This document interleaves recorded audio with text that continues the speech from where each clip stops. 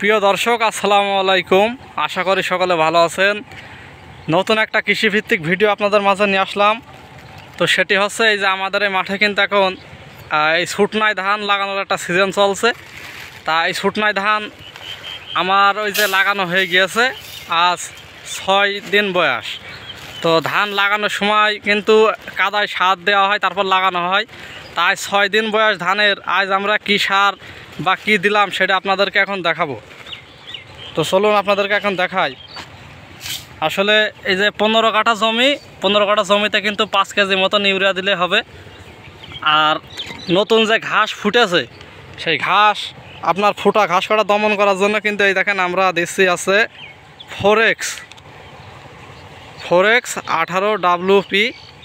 এই যে এই ফোরেক্স কিন্তু আমরা দিচ্ছি যে এই ইউরিয়ার সাথে এটা মিশানোর পরে আপনার এই জমিতে বোনা হবে। বুনলি তারপর আপনার আছে যে নতুনভাবে যে ঘাস কাটা ফুটেছে সেই ফুটা ঘাস কিন্তু মরে যাবে। তো এখন বিষয় আছে যে এইটা মিমপ্যাক্স কোম্পানির একটা ওষুধ। এই মিমপ্যাক্স বাদে আপনি সিনজেন্টা, তারপর বিভিন্ন রকম স্কোয়ার কোম্পানি আছে, বিভিন্ন রকম কোম্পানি ওষুধ দিতে পারেন। তো 6 দিন বয়স হলে কিন্তু আমরা ধানে এই যে এই ঘাস নির্মূল করার জন্য এই ওষুধটা দিয়ে থাকি। তো চলুন আমরা এটা কীভাবে মাখিয়ে তারপরে আপনার আছে বুনি সেটা আপনাদের দেখাই। আসলে এটা কিন্তু একটা পাউডার জাতীয় একটা ওষুধ। হ্যাঁ, এই যে ইউরিয়ার পরে পাউডারটা ছিটিয়ে দেওয়ার পর এখন হালকা পানি দিয়ে এই পাউডারটা কিন্তু মাখানো হবে সারের সাথে মাখিয়ে, তারপর আছে যে ধানের জমিতে বোনা হবে। এটা বোনার পরে আপনার যে ছোট ছোট যে ঘাসগুলো আপনার কাদা থেকে নতুনভাবে গজিয়ে ওঠে সেগুলো কিন্তু আপনার আছে যে মারা যাবে। এই যে এখন কিন্তু সারটা ভালোভাবে মাখানো আছে, সার আর এই যে ফোরেক্স যে ওষুধ, কীটনাশক ওষুধ, এই যে ভালোভাবে মাখিয়ে তারপর আপনার আছে যে ধানের হইতে বোনা হবে। তো আমরা ওষুধটা সারটা সব একসাথে মাখিয়ে তারপর বোনার সময় আবার ভিডিওর সাথে আসছি, আপনারা আমাদের সঙ্গেই থাকুন। প্রিয় দর্শক, এই যে আমার সামনে যে অংশটা দেখতে পাচ্ছেন ধানের জমি, এই অংশটা কিন্তু এইটা আমার ধান। তো এখন বিষয় আছে যে এই যে ধানে কিন্তু এখন সেই সারটা ছিটানো হচ্ছে। ঘাস তেমন কিন্তু ফুটিনি, হালকা পাতলা যাই মনে করেন ফুটেছে। এই ঘাসটা যদি এই ওষুধটা যদি না দেওয়া হয় তাহলে কিন্তু এই ঘাস বড় হয়ে যাবে।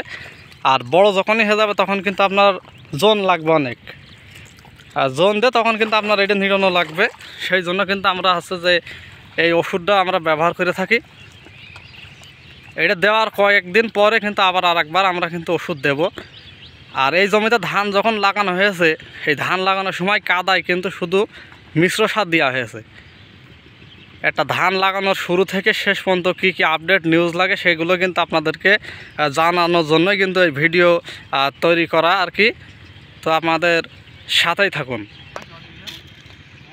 তো বন্ধুরা, এখন এই যে জমিতে কিন্তু সার বোনা হচ্ছে। তো এইভাবে কিন্তু আপনি 6 দিনের মাথায় বা 8 দিনের মাথায় কিন্তু আপনি যদি এইভাবে ওষুধ আর সার একসাথে যদি দেন তাহলে আপনার জমিতে ঘাস ফুটবে না, আপনার জমিতে কিন্তু জন কম লাগবে। তো ভিডিওটি এই পর্যন্তই, আর লং করছি না। সকলে সুস্থ থাকবেন এবং ভালো থাকবেন, আমাদের চ্যানেলটির সবসময় পাশে থাকবেন। আসসালামু আলাইকুম।